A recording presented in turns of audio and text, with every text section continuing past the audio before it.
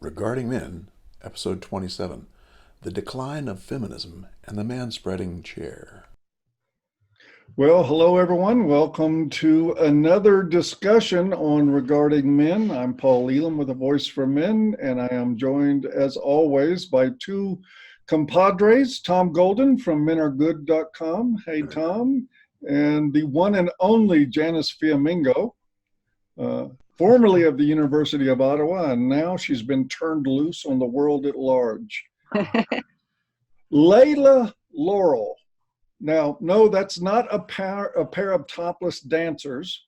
That is the name of an artist who has created a chair, an anti-man-spreading chair that's been in the news recently. I'm sure a lot of you have seen it.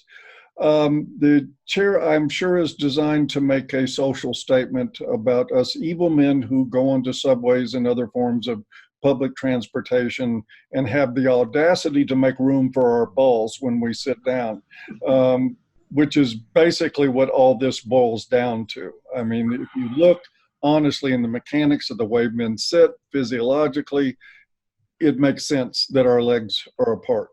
And of course, like most men out there in this world, I sit down that way. And then when somebody comes and needs the seat next to me, then I move my legs closer together, even if it's a little uncomfortable, to make room for them, because that's the polite thing to do.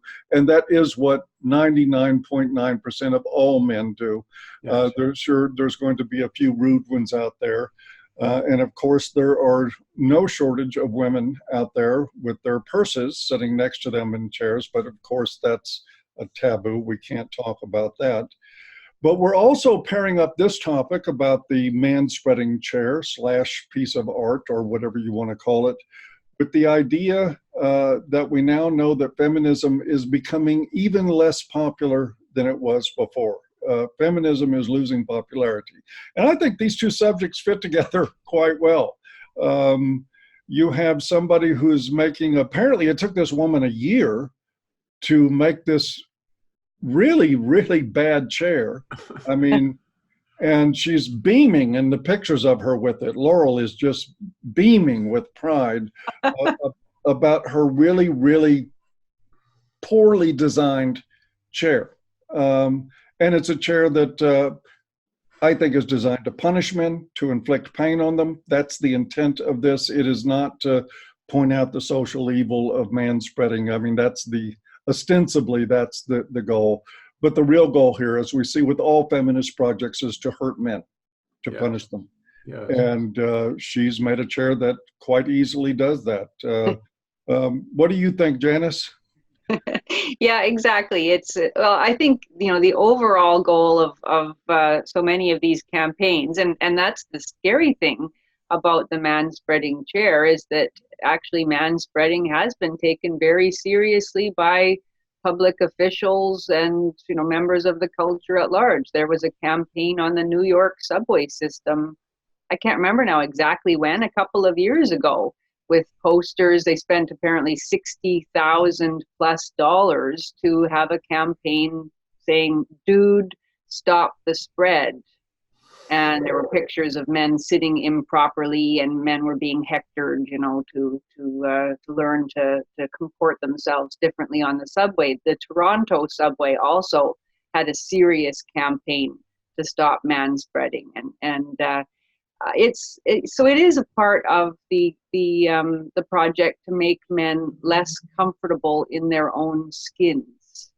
And that derives from a very long history in feminist theory that tries to claim that our culture has done that to women, denying that there might be any kind of, psychobiological reasons why women behave in public differently from how men behave.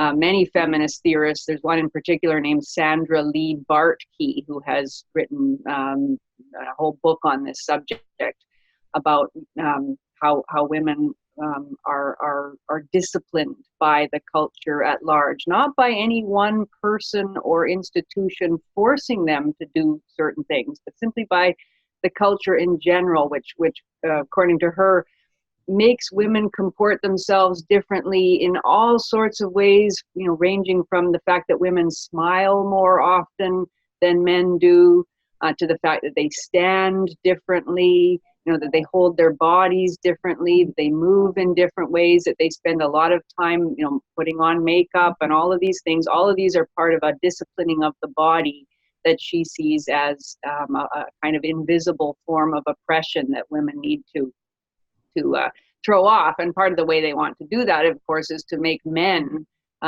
take up the feminine position. And that's exactly what these chairs are all about. It's not only about encouraging women to feel freer in public spaces, but it's about making men feel less free and making men feel as if they are the ones who are subject to the gaze of society. They are the ones who need to make themselves smaller and put their knees together and act in a submissive way. And it is all about submission and the idea that men have been far too happy in themselves as physical beings and need to be made less so. And that's yeah, it's got a very long tradition in feminist theory. So Layla Laurel is doing what she's been trained by decades of feminist indoctrination to do.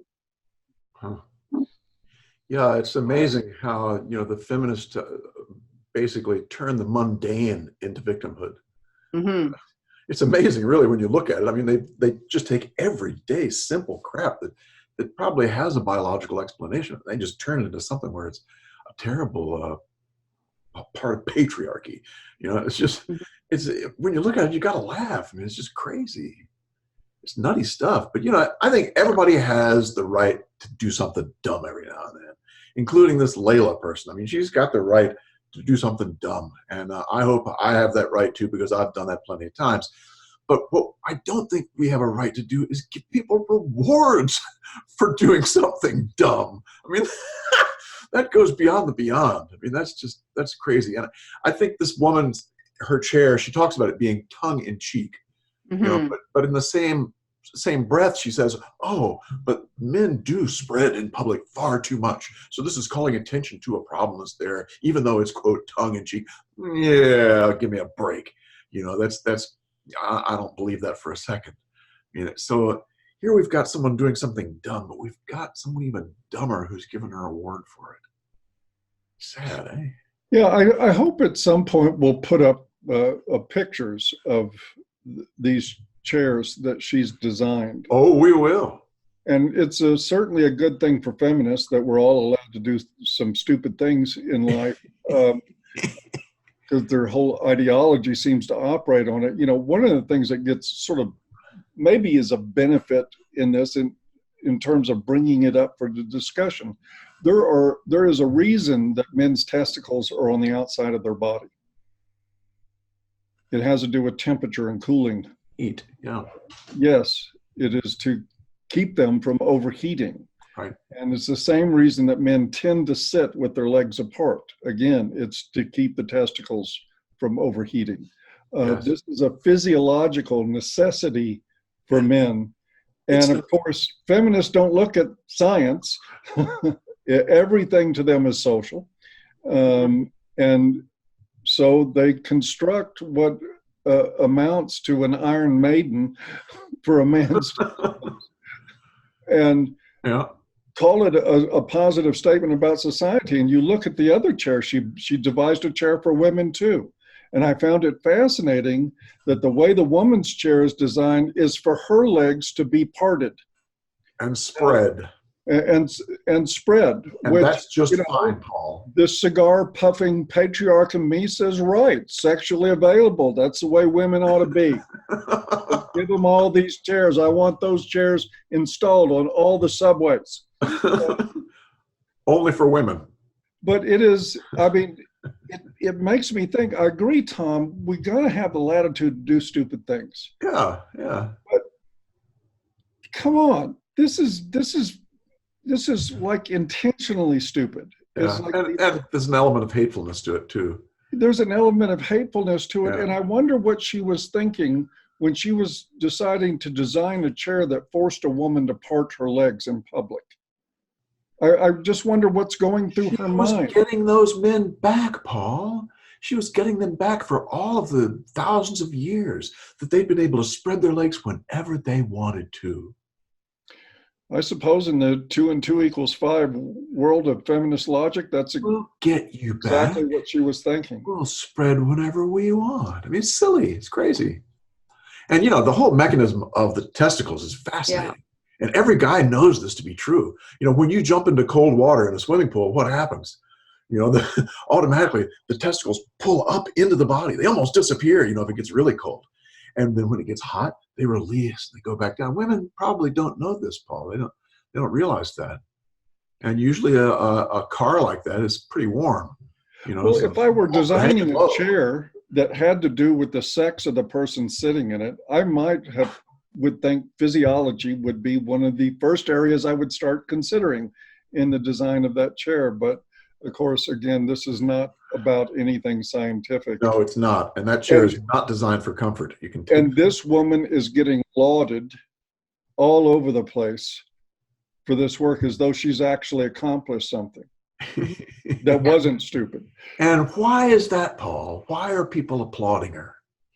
Same reason we come to every time we have one of these discussions is because, you know, I mean, I'm sorry, it is the way it is, but this society has become so gynocentric that every time a woman can tie her shoes, there's a group of feminists to stand around and clap and to assert that she did it in spite of years of oppression. Exactly. That she could tie her shoes just as well as a man can, and you good girl, and I mean, they're serious. And what happens when the man ties his shoes, Paul? Oh, that knot is a symbol of bondage. That's right. He's a patriarch. Yeah, don't believe the bow tie. It's really a double knot. Yeah. Oh, God.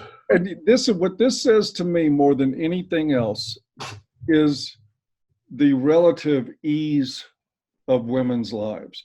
If you have to search this hard for a source of this, I mean, Janice mentioned invisible oppression, which is the only kind of oppression that I ever hear feminists talking about is the invisible kind, because nobody can see it. Yeah. And so they have to fabricate these oppressions because, I mean, and I don't know, I think certainly there is still parts of the world where there is genuine oppression of women. I believe that actually happens. But in those cultures, the men are just as oppressed or more. Exactly. But in this culture, in Western culture, where somebody can spend a year making a shitty chair to make a stupid point, that's your social movement? Mm-hmm. That's your idea of seeking justice in the world? Man, how good could you possibly have it to occupy a year of your life with something so inane? Yeah. Pretty bad. Yeah. And this perhaps ties in very nicely with the other subject that we wanted to discuss, which was that survey that I think is an older survey, a couple of years old at least, maybe even 3 years old, but that has been in the news quite a bit lately about attitudes towards feminism amongst the young in particular, and certain groups sounding the alarm that this indicates a kind of rightward trend in society as a whole, that many young people are rejecting feminism. And certainly, you know, one could say, well, perhaps it's projects like Layla's that do cause the rejection of feminism as too extreme, which was one of the reasons offered by people for not identifying as feminists. But at the same time, that survey also gave a lot of answers to questions about which sex has the most difficult time of it, and is there still a pay gap? Is it true that men on average are paid more for doing the same work? And I thought the answers to those questions were pretty startling. Yes. And seem to indicate that although, yes, it's true that many people are not identifying as feminists, that we still live in a feminist culture that believes that women have a very, very tough time of it. I mean, I think one of the questions was, who is treated better?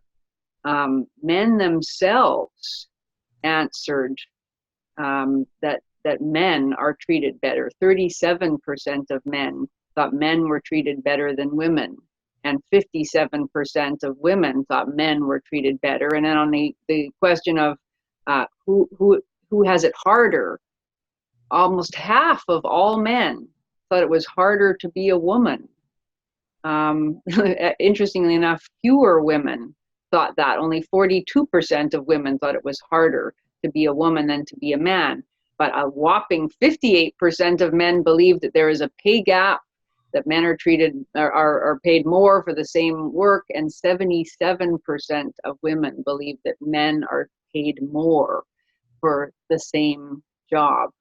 That is startling. And so in many ways, the sounding of alarm on the left and the jubilation on the other side about the number of people refusing to identify as feminists doesn't really provide me with any comfort, because here we've got, a society that has been so deeply influenced by feminist theories that it agrees with most of the feminist postulates anyway, even if many members don't identify as feminists. So I'm not sure that there's much of a victory or much cause for satisfaction in that poll. In fact, I found it quite depressing.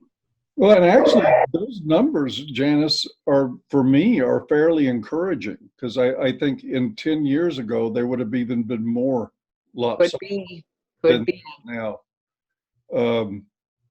But you're right. Only, I think, 17 to 20% of the female population identify as feminists. But what does it matter when everybody abides by feminist ideology?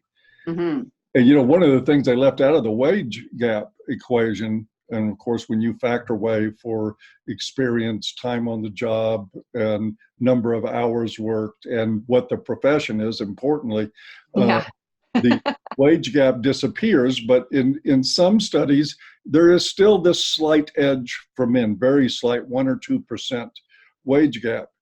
And some feminist ideologues will point at that and see there, even when you factor away everything, men still make more than money. There's another answer to that question. When you say, why do men make more money? The answer is because they have to. The onus has always been on men, and this has not changed. 50 years of feminism has not changed the fact that in most relationships, the onus is on the man to be the breadwinner, that her money is her money and his money is their money. Yeah. And a man who doesn't earn sleeps alone.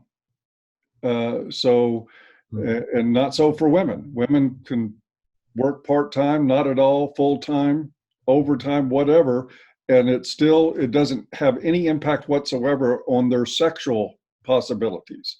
For men, it has a drastic impact. They must earn. And so it would seem to me that part of that would be responsible for explaining what tiny wage gap there actually is.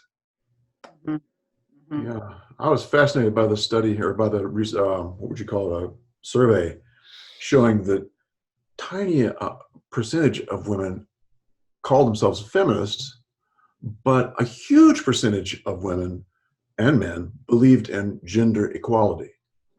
And I thought about that, and I thought, well, what the hell's going on with that? And what I came up with is that they're probably afraid to tell the feminists that they're wrong.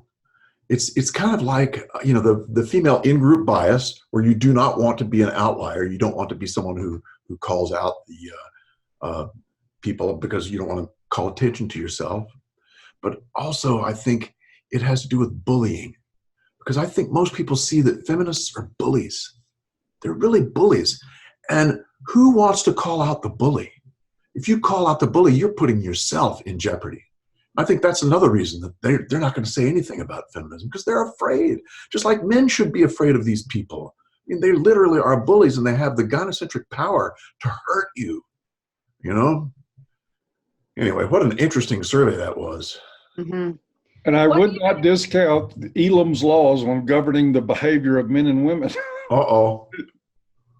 That if there's a perceived advantage for women, men and women support it.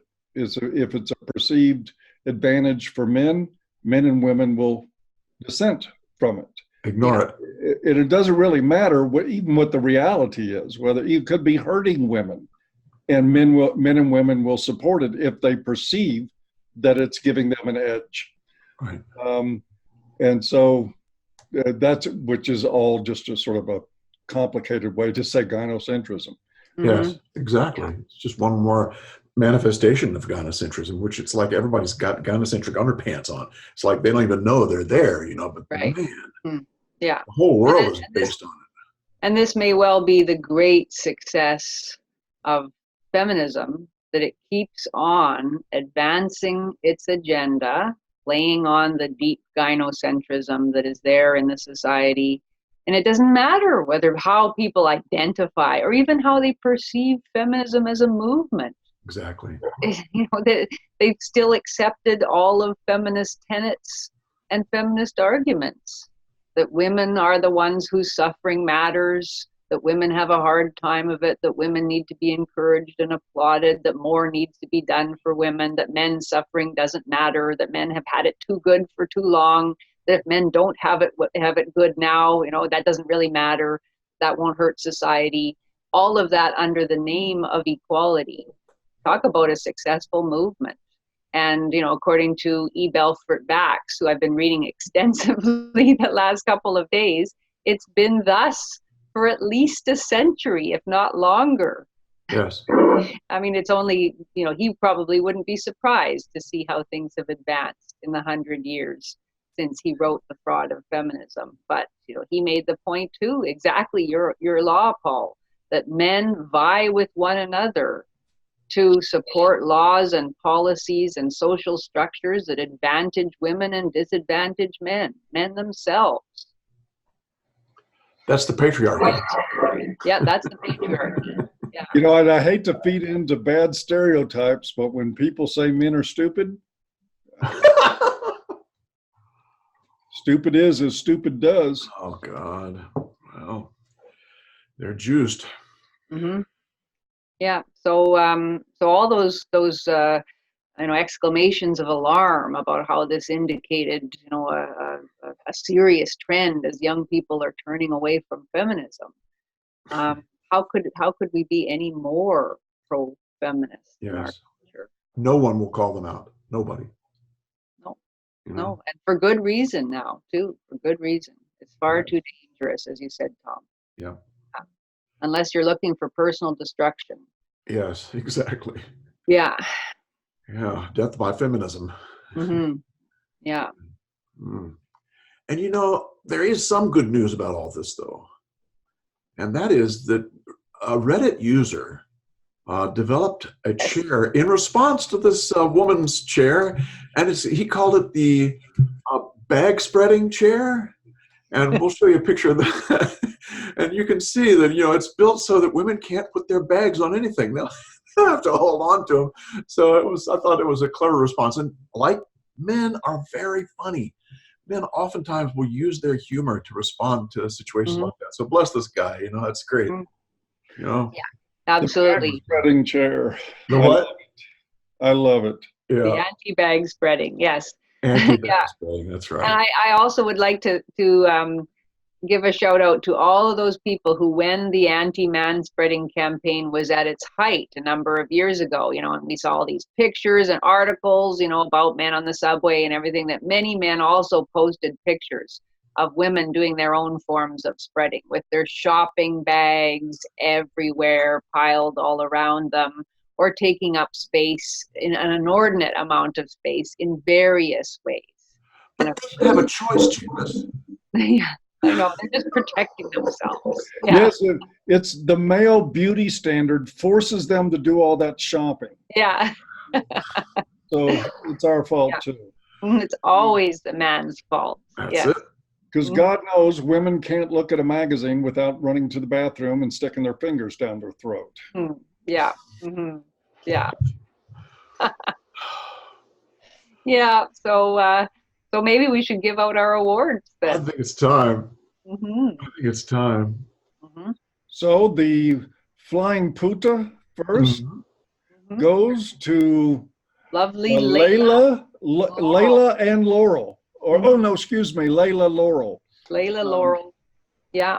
Gets- For gets that the- year she spent pondering the ways that men and women take up space and thinking of how she could strike a blow against the patriarchy by making men deeply uncomfortable in her chair. Good for you. And for that smug look on her face as people are actually just fawning over her stupid chair and her look like, look, I accomplished something. It should be worth the Nobel Prize. If they had a Nobel Prize for stupid chairs, she would get it. I should be riding the Puda in no time. Yes. Indeed. Oh, there she goes. There she went. Bye-bye, Laurel. Oh, me. And who gets the humanitarian? The Well, we want to designer- give it to our anonymous fellow. Well, we don't know, I guess, that it was a man, but we think it likely was. Pretty good guess. It's a guy.